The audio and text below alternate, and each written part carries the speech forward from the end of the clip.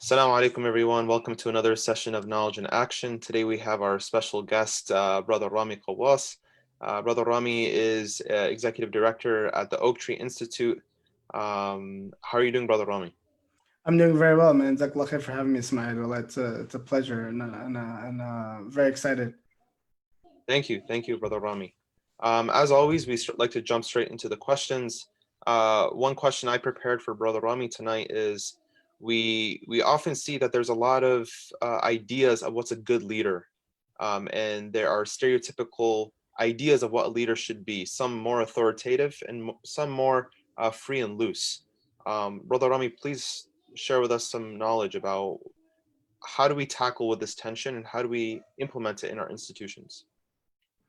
Yeah, Jazakallah khairan. First, Bismillah, Alhamdulillah, Sallallahu a great question. I know it's one of the more challenging, and I think to me it's been like a personal mission of mine since I really started doing a lot of community work and nonprofit work that really like to kind of highlight and take on this task. And I think it's so essential that our communities understand what leadership is and the dynamics of leadership. But just generally, the basics of the frameworks and the basics of leadership don't change. So whatever quote unquote style you have, or whatever quote unquote personality you have, the basic functionalities of leadership they remain the same, and they essentially have to do with your ability to build great relationships with people around you, and whatever that entails, right? And there's a lot that entails, just really generally. And then you've got to be able to move people in a direction. Direction is so important, right? And that those are really like so crucial to what leadership is. When it comes to really like how nonprofit leaders, and then there's so much in the science of leadership. And alhamdulillah, I guess I'm really just a student of what leadership sciences are. It's so elaborate, right? Leadership takes many different forms and facets in many different ways, but particularly for nonprofit institutions and organizations, like leadership needs to look very different. And I think for just generally the inheritance that we got as a community for the institutional work, organizational work from predominantly, of course, some immigrants, predominantly immigrant communities, is that there was no framework for it, right? There was no such thing as like nonprofit institutions, or like, oh, how do I govern a masjid, or how do I govern a youth organization? Like there was those legacies really didn't really exist because of the dynamics and circumstances, right? And I think our community, still being very young in the U.S., is really learning this. And I think, to me, the most important things about whatever your personality is, leadership is about your ability to build relationships with people and to have a direction to drive them in. And really, those are two essential things in nonprofit work, because more than ever, with the lack of structures and the lack of organization and the lack of many times resources that are adequate for the proper things happening, you've got to be able to really be really good in building relationships with people and be really good in understanding how to drive things forward. So to me, those are the two most important things. And at times, and a lot of times, there is not like a sense the way that we can get this kind of training and coaching. And that's why, alhamdulillah, like at Oak Tree, this is our focus. But I think just generally, there's a lot of myths to leadership, so we try to debunk some of them. Right. No, so please go on and tell us more about how Oak Tree Institute is debunking and helping our community. Yeah, so our focus as an institution is really two main things, right? We're very focused on leadership and organizational development, right? That's our two focuses. Meaning, how do we give leaders the adequate skills? How do we give community leaders, nonprofit leaders, the adequate skills for them to be able to perform within the institutions that they serve, board members, directors, youth directors, those kind of things. And then, so we try to do that in two ways. Really, you educate. There's education about what leadership is. So principles, philosophies, theories, ideas. There's a lot of great work, and really a lot of really important things that we try to educate on, like how the best organizations operate, organizational culture, leadership essentials. And then there's skill development, right? There's literally, so if we were to say, okay, we can define what leadership is, we can talk about it and educate people about it, and that's really important. But then you got to be able to train people on the skills that they need, right?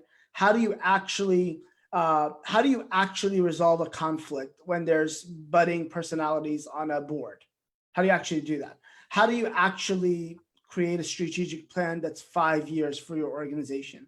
How do you actually learn to listen empathetically when you're dealing with a young person, or you're dealing with an old person, and you want to be able to build a good relationship with them, right? These are all skills. How do I manage, if I'm leading a team, how do I manage the volunteers in this team to be able to execute on a task, right?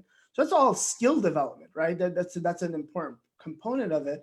And so we focus on training. So there's an education component, and then there's a skill development component, and we really try to emphasize on both. I think amongst the myths, just going back to that first question, is that a lot of times people say, well, this is how I am, this is how things are, blah blah blah, whatever. And it's really, of course, nobody changes people's personalities. That's not the intent. Even to me, the greatest leader ever, the Prophet ﷺ, never changed personalities. Like, personalities were personalities. Like, that's a part of who you are. That's a part of your DNA and kind of your makeup. But you do need to you need to improve on certain things, particularly when you hold the leadership position. Like, you just can't say, oh, I just get angry. Oh, that's my DNA.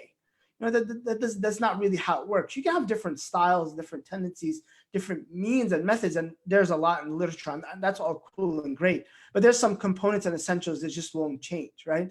You can't be a good leader if people hate you, right? Like, you can't be an organization if nobody likes to be around you. Like, go to your organization. So those are like some of the the essentials that we're talking about here. So, I mean, I think it's maybe some other people in the audience thought of this question, but it occurred to me. I think a lot of leaders of institutions, they have big personalities, right? And I like how you mentioned how there's constants, right? But typically, an institution, if they have a really big personality, so at a masjid board, right, or any organization or MSA, why would someone with a big personality or ego want to come to Oak Tree Institute? Right. I mean, I think that's one of the bigger challenges of our communities. When people don't, come, knocking on the door saying, yeah, I lack leadership qualities. I think it's a very rare case that people have that humility. Yeah. So you're talking about the figures themselves? Yes. If we're going to say status quo, people who hold positions of leadership, and we can suggest, like, I can go to someone and be like, hey, Oak Tree Institute, they got what you need, right? But very few people are willing to take the medicine. Yeah. So that's one of the biggest, I think that's, to me, one of the biggest. So for sure, the great kind of expert on leadership, John Maxwell, probably the most popular in terms of like amount of books he's wrote on leadership. He says that everything rises and falls on leadership. So any institution or organization, any group of people that gather, their leadership determines their success or failure at the end of the day. And it really, life has taught us that. Like, the life sciences, our Islam in general, like, we believe in that as well. That's such an important concept.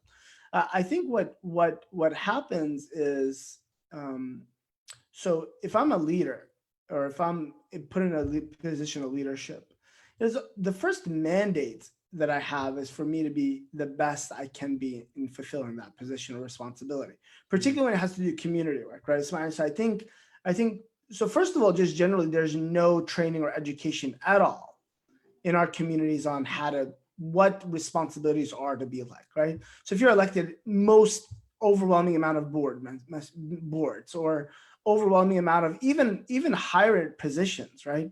There's no clarity in what you're supposed to do. There's no training. There's no like one-on-one, or this is what I'm supposed to do. This is what I'm supposed to figure out. Like, correct. Yeah, I'm a youth director now. What does that mean? I'm a board member now. What does that mean? Like, there's such a lack of that. And really, the biggest reason why is because those leaders don't go out to try to get trained, right? So it's the mindset, I don't know, there's quotes that say things, and I don't know, they're not based on research, but they're like, kind of, the concept is like 75% of the success of leaders, it's what's within them. It's their mindset. It's what's internal, their internal mechanics. The 25% of how to do things, that's easy, right? It's really like, are they humble enough to improve? Do they have the thirst to constantly get better? Do they have the drive? Do they have the motivation to understand look, I need to become the best version to be able to fill this responsibility or this obligation. Even, just kind of, it's interesting because I've been giving a lot of lectures in Ramadan, of course, right? Yeah. Even the Prophet ﷺ, the greatest human ever, like as a human, just straight pound for pound as a human being, the Prophet ﷺ was the best in character, the best human.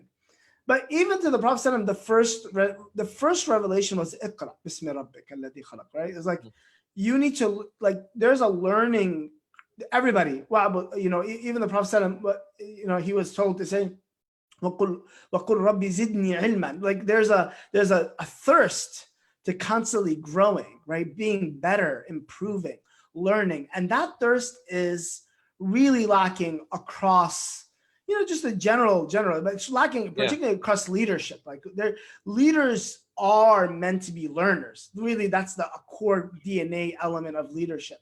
And so that's bad. Now, the other thing too is that just generally, and maybe I'm tying into another question, but generally leaders don't understand too. It's not like you can just read a book and be better at this, right? You need to have, you need to have information that you're learning. You need to have mentors and coaches that help you. You need to, one of the best ways is to model people. So you're under the wing of somebody that does it, right? What we call apprenticeship or mentorship or even that kind of level of coaching. That's so important. Training and professional development, personal development, that's really important. So there's really a lot of things here. And at the end of the day, practicing it and getting better at it over and over, right? So when it comes to coming back to your mentors. Yeah, I mean, so the leadership development framework, it's a comprehensive framework, right? So it's not like, I take a workshop with Oaktree and khalas, I got everything. It's also to understand that it's a lifelong process, right? And to grow as a leader, as an individual generally, but particularly as a leader of people. No, thank you, Brother Rami. And so what happens then when some institutions do fail? I mean, have you ever gotten an institution where it's just like completely collapsed, completely failed, and you kind of have to, rehabilitate, put the shockers on it to bring it back to life? Yeah, so so first, alhamdulillah, I have tons of experience. So I have over about 10 years of experience on the ground in nonprofit organizations. So I mean, I've been on the ground. I've been on national organizations, local organizations. I've been on board of trustees. I've been on executive teams. I've led hundreds of different projects and events and programs and committees and styles of people and personnel. So alhamdulillah, I have a wealth of experience there. And then my role now with Oaktree in the past couple of years is alhamdulillah, like we serve as like a consulting organization essentially. Like we work with dozens of different organizations, and so we see all the problems, right? So it's interesting because the problems I thought when I was on the ground, the problems I thought that were in my center, in my committee, or with in my little bubble, I didn't realize that it's just like it's a pandemic. It's everywhere actually, right? It's an epidemic everywhere, like the same problems.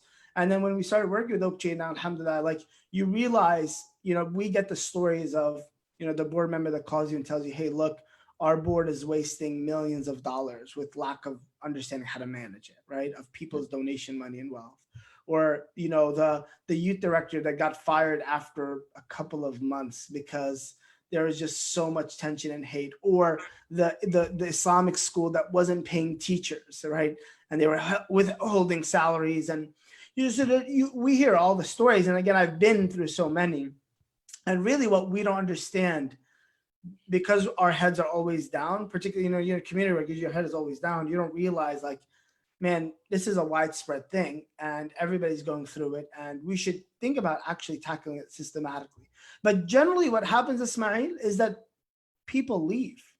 Like in nonprofit work, it's interesting. And that's why the dynamics are different. I think leadership is so much more important in the work that we do than it is in like a corporate setting. In a corporate setting, there's so much correlation to the positive elements of leadership, like good leadership. There's definitely managers, directors, etc. But at the end of the day, people need a paycheck, right? So, they work, they're forced to, they're obligated. They hate their manager. By the way, research shows us that like over 70% of why people leave a company, corporate world studies, is because of a direct report or manager that they can't get along with, right? So retention rates in companies, and there's a lot of research, obviously in the corporate world, there's a lot of research on this. When it comes to the nonprofit world, like the retention rate, I don't know what it is, but people just leave, right? why should somebody stick around if they can't deal with it? Like, it's a bad board. Why should we stick? I'll make my own masjid. Okay, I'll make my own youth organization. Okay, the youth just will stop coming, right?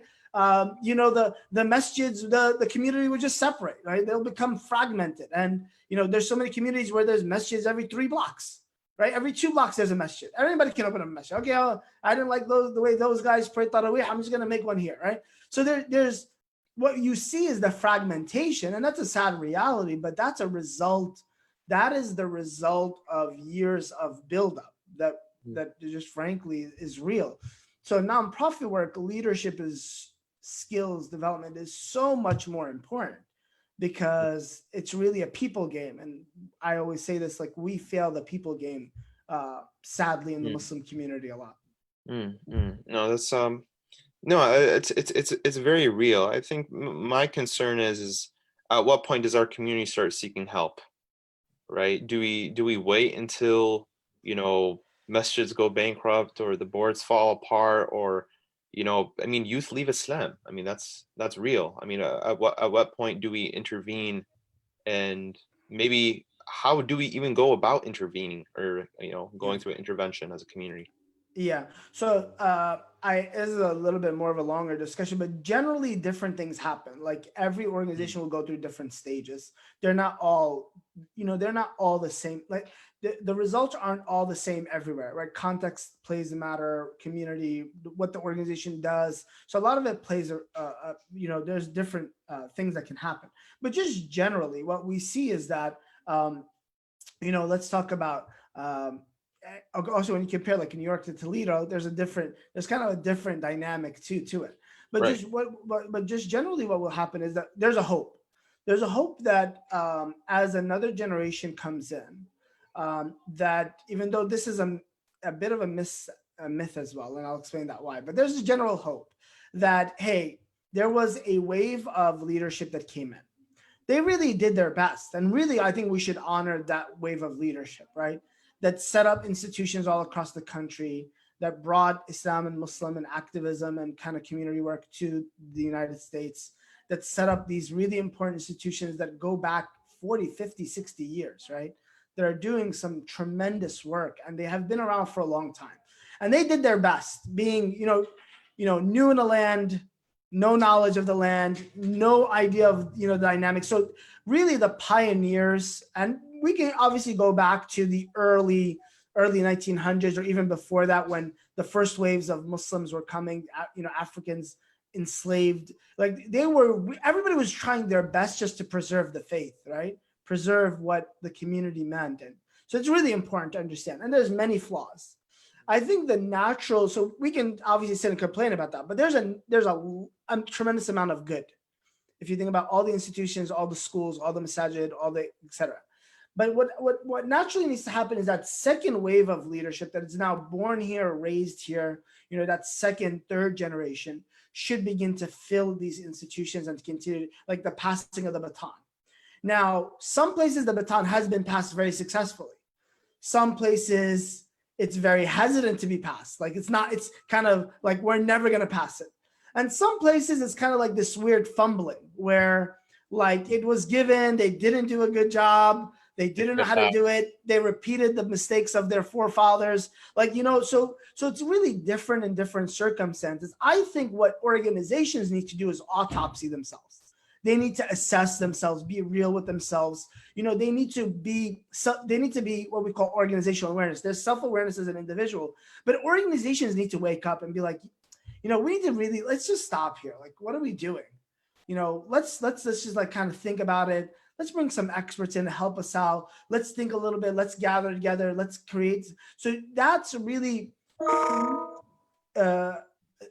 I guess the real answer is, Ismail, is that really organizations and the people within them are the ones that have to solve their own problems. And without that, it doesn't matter what entities outside do. It's really what they do internally, what dictates their success or not. And again, just to be clear, there's many success stories. There's many organizations that were able to bring on tremendous leadership, continue. They've been around. I know many of them. There's many organizations that are trying so hard. to bring on, to develop, right? So there's a tremendous amount of work. It's not like all doom and gloom. No, that's very, very true. And I think there is a I mean, even for the people who do leave, I think there is a genuine love and care for the Muslim community, that there's an aspiration that things will get better. And I think Yeah, that when there is that hope, I think communities do pull through at the end of the day. I guess, Rami, maybe one more final question, and I briefly mentioned it in the beginning, but if there is an inherited, you mentioned it a little bit, like an inherited idea of what leadership should be like, that I need to be tough, I need to be rough, I need to be, you know, I need to be temperamental. I mean, whatever it is, right? I mean, I think yeah, some different cultures have different, you know, ways of expressing that. yeah. Um, how do we dissolve that? That's a great question. So so look, most problems, they have multiple sources of why they occur. I mean, it can be cultural, it can be the individual, it can be uh, definitely mindsets, and to me, I think a lot of it has to do with mindsets, education, right? Those kind of things. I think from an Islamic paradigm, though, and I know we at Oak Tree, we really focus on a lot of leadership skills, and like we're very much tactical in management, organizational psychology. Those are kind of the topics that we really address. But Mhm. even like in Ramadan, we usually kind of go back to like essential Islamic practices that we try to bring down from a different perspective, particularly for Ramadan. So I've been doing a series called Lessons of Leadership from the Prophet ﷺ. And really our legacy. And the prophets that I'm like, I can read today, and I do all the every day, right? I read something new about research and management or leadership or organization, right? Something like that'll come out. And there are remnants of it somewhere, like in the life of the Prophet, like our great role model. And I think it's one of the sadnesses is that the inheritance of a legacy of the prophetic legacy of leadership, and even the tremendous leaders that were around the Prophet, like our great history that's so rich with such robust leadership and leadership lessons on for brothers and for sisters, for men and women. Like I think that cut off of that legacy has been the worst thing, because if you ask me, that's the truest genuine form of that should motivate us. Mm. And then of course the second part of it is that there's tons of research, like nowadays, just to be frank and honest, like people read a book on leadership and it's like, oh, that's good, but there's tons of research being done. Companies pump billions of dollars of money into leadership training and leadership development every single year, because they understand the correlation between how people, maximizing people performance in their organizations brings the best results, right? Mhm. And even in a pandemic like this, like the best led companies are going to come out the most successful. So the results are so clear, particularly when there's a money attribute to it, right? Mhm. But now when you put, okay, in our organizations, it's not a money attribute. It's just like an impact attribute. How much impact am I making? And that's because that's so hard to measure, and because most organizations, frankly, don't measure it. So we're not seeing the lack of results. So we don't have that research. And there are some organizations out there that are doing some tremendous research on this, FYI, like Mhm. organizational performance. But just from what the way I see it is, you have to educate yourself. There's education, I think, is the number one thing. Like we don't educate enough on, like I mentioned, what it means to be a leader, what it means to be responsible. What does the legacy of community work mean? Right? What is the prophetic legacy? What is the current day research on it? That there's tons of stuff. And every simple sign, in every simple skill, there's tons of research, right? On how leaders and managers and people should be performed. So I think it's really education. Number two, so other than the motivation, the want, the desire, of course, you have to be educated. And really, you have to think of this systematically. Like it doesn't just happen overnight. So you got to think about everybody in the organization, every individual really being keen on the things that they need to be honest with themselves. What am I missing? Mm. Evaluating. And I think that's really important. A lot of times we don't evaluate. So somebody would be in a leadership position, but they never got peer evaluations. They never got nobody ever, Right. nobody, no, nobody, people were afraid to even tell the person, hey, by the way, People are really, so I think just those assessments and education and training are really it's the beginning of the things that I think can begin to resolve it. Inshallah ta'ala, I think that's really Moving important. forward. Yeah. Different communities have different resources, but also tapping into the resources. Like, you probably have good leaders, good mentors, good people around, and they also help out tremendously. So I know they helped me out tremendously. MashaAllah. Thank you, Brother Rami, so much for your help. How can the audience stay in touch with you?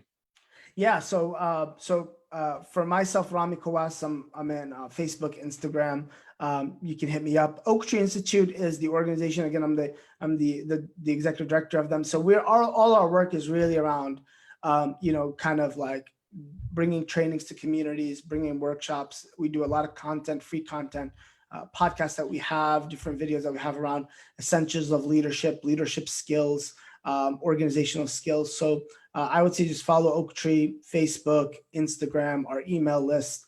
That's kind of the best way to connect with us. And inshallah, hopefully, we can continue to serve as best as we can. Inshallah. Inshallah. Jazakallah khair, everyone. And assalamu alaikum wa rahmatullahi wa barakatuh.